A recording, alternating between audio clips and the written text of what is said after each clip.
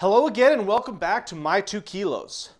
In this episode, we're going to cover how to legally cheat in competition during the bench press. I've spent many years missing lifts and bombing on the bench, and in the end, I've been able to be fairly successful. So I've used a lot of these tools to allow myself the wiggle room needed sometimes during competition. Again, we're only going for 2 weights.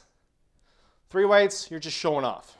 So the first part I want to cover is the referees, where they're situated and how it impacts spotters and your potential for white lights. If I'm a side ref and I'm on the front side, then the plates and the spotter's body will more likely block or impede a lot of my view. So I will much less likely be able to see your ass and potentially any issues with your feet as well. The next would be when the side ref is facing exactly to the side of the bench. This is a terrible position as an athlete, because as a side referee, if I'm looking straight in front of me and I see the bench itself, then I have a clear view of your ass. So if you have any issues with your butt or your feet sliding, I'm going to be able to see that perfectly. Finally, when the referees are situated closer to the back, this is another position that is not ideal from an athlete's perspective, because again, you're going to be able to see your feet and your butt very closely, but ideally you want that close to the front for your side refs.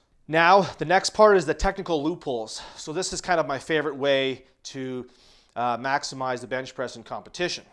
The first technical loophole is the downward motion penalty. So in the rule book, it says any downward movement of the whole of the bar in the course of being pressed out. So the key point here is it says the whole of the bar. It doesn't say a part of the bar, half of the bar, it says the whole. So the entire bar, when you're benching, has to go down. I know this personally because one of my national records a few years ago was a hideous looking press. Atrocious. But it was within the rules because I had a little bit of downward, but I had downward on the bar on a portion. So the bar dipped down on the right side and then I pressed it back up. And then it dipped down on the left side, then I pressed it back up, and then I finished the rep. So even though I had downward, at that moment in time, the whole of the bar didn't go down, just a part of it. So if you're a coach or an athlete and you're looking at your footage after your attempt, this is a good thing to know, so then you can argue to the jury or the head ref if you get the blue card. The next loophole is your elbow position. So you may notice at some meets that some lifters start with their elbows bent. In the rules, your elbows have to be locked out and straight. There also is no medical exemption in the IPF anymore. So you either have to have your elbows locked out straight or you get no start command. However, in practicality, there is a lot of benchers that get away with softer elbows. So a way that this will benefit you is if you unrack the bar and you leave your elbows soft and you get the start command, that range of motion then is the judged range of motion. So you just shaved off about an inch off of your lockout, because now that you started with your elbow slightly locked and then you press it and you finish in that same position, if you get dinged with the elbow and the referees are saying, oh, he had soft elbows at the end of the press, you could easily argue saying that, well, you gave me the start command with soft elbows, therefore that is the start and finish, so you have a case.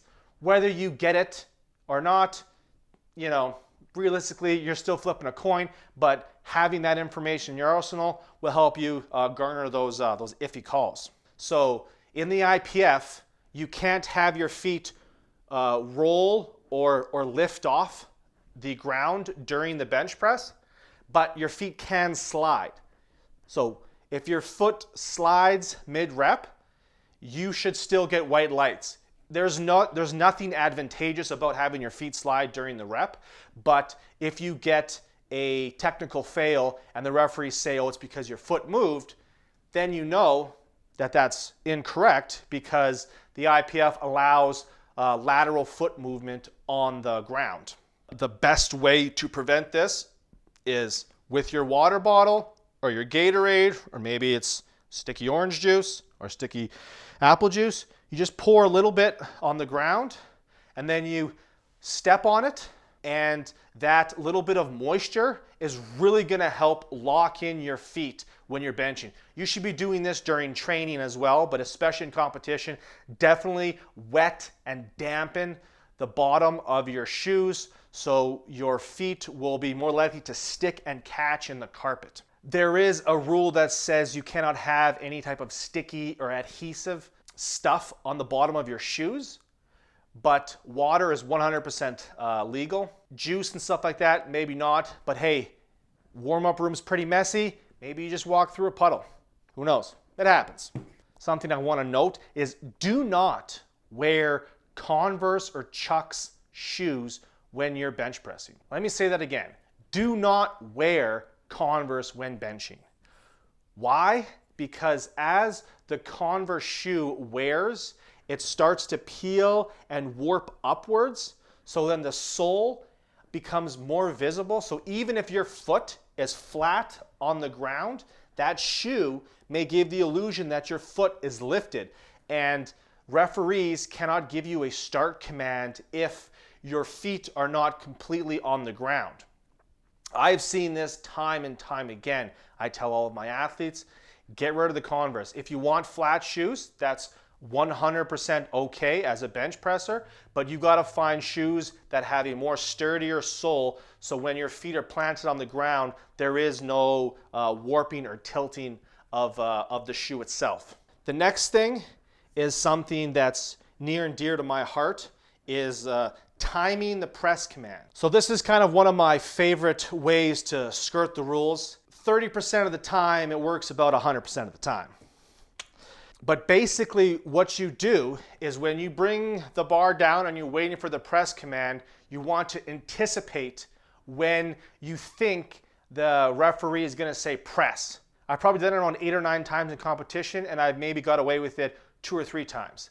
But when you get away with it, it feels great. This is more of an advanced and gambler's technique. I wouldn't completely encourage people to be trying to jump the press command. More specifically to the press command is you don't have to wait for the referee to say and finish the word press. You should be pressing the second you hear that p, p. Once that letter P escapes the referee's mouth, you are already pressing. We do not need to wait for the entire word to be said. You just need to hear an audible sound coming out of the head referee's mouth for you to begin the press. Finally, the bar needs to be motionless to get the press command. There is nowhere in the rules that states a 1 second pause, 2 second pause. There is no specific time limit for a press command. It just says the bar must be motionless. So motionless can happen very quickly or it could take a while. But if you get a long press command, like an overtly long press command, that would warrant a walk to the jury to complain or to potentially get a reattempt. Again, you shouldn't be unjustly held on your chest for the sake of some arbitrary time limit that some referees may have in mind.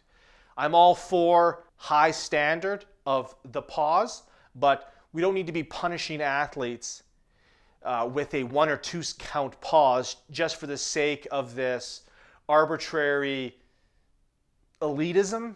This specifically affects me more because as a more benched focused athlete, a good portion of my total is in the bench, and if I miss a bench with a long pause, I'm a grumpy Gus. The next technical loophole is your whole ass doesn't need to be on the bench, just a part of your butt. In the rules, in nowhere does it state the whole of your buttocks or a large portion of your butt. It just says buttocks. So that could be that little piece of bottom butt when you have a huge arch, or it could be your whole ass pressed on the bench.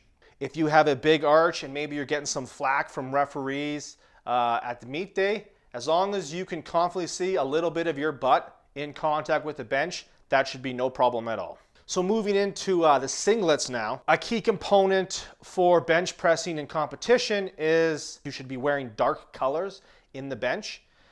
Similar to the squat, if you're wearing a very bright or a white singlet, as the referee, you make my job a million times easier to see if your ass is off the bench. So if you're wearing a bright colored singlet and your ass kind of floats off the bench, it makes it so much easier for me to see the daylight. If you're wearing a darker color or a black singlet, then it's much harder because there's a little less light, I guess, reflecting in that area. And of course, if I don't know, the benefit of the doubt goes to you, the lifter. And I may have to say this a couple times, is do not chalk your butt when you are competing in powerlifting. Do not chalk your ass. Why? Because it does nothing. All you're doing when you're chalking your ass on the bench press is you're giving me a clear, easy picture to see if your butt is staying on the bench. Now we have this white layer between a black bench press, which makes it very easy to see. Further to that point is you're not really getting any competitive advantage. Your butt is gonna stay on the bench as much as it would if it had chalk or if it didn't have chalk. So skip the chalk. Another little way around the singlet, or if you're having issues with your butt coming up, is either wear maybe a size or two bigger of a singlet and then bunch up the fabric near your butt, so then when you are pressing, you'll have a little excess baggy fabric in the butt area, and it'll be much harder to see if your butt actually leaves the bench press as a referee. I know in the rules it says you have to wear a form-fitting singlet, but again, that's kind of interpretive. So if you wore a little bit of a bigger singlet, you could probably get away with a little bit of butt floating. Just to end with a little bit of bro science, the next thing you could do, but this is an extreme case, and depends how dedicated and worried you are about if your ass comes off the bench, is wear an adult diaper. Those things are thick, they're compressive, and they're going to give you a little bit of space in between the bench and your butt.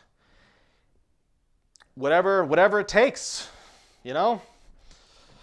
So I think this covers how to legally cheat in competition during the bench press. Thanks again for tuning in to My 2 Kilos. Like always, hit that like button, click the subscribe, and drop me a comment if you agree, disagree, or have anything else you'd like to discuss. Until next time.